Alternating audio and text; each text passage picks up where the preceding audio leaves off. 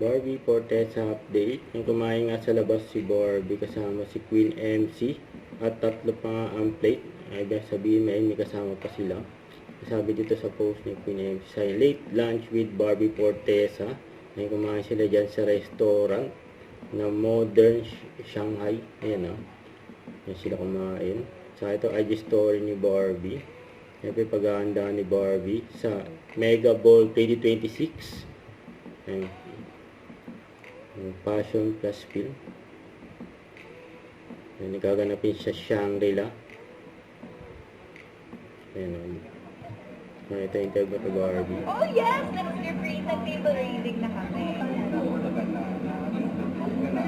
Well, properly your character. Yes, kasi honestly, syempre pag nagbabasa ako ng script, yung character ko lang yung naaral ko, yun lang yung nabubuo ko. Pero crucial kasi ng table reading kasi doon mo marirelate ang mararamdaman kung paano naman pinulong mga kasama mo yung characters nila para mag-glue together yung characters namin para mas maging maganda yung mga eksena. Mas na-excite ako.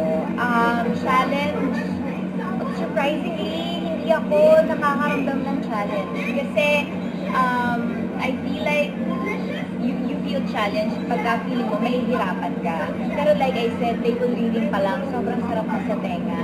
Ang sarap ng, alam mo yun, yung sabayan, ang sarap gawin yung mga eksena, ang ganda ng script namin, so sobrang excited ako.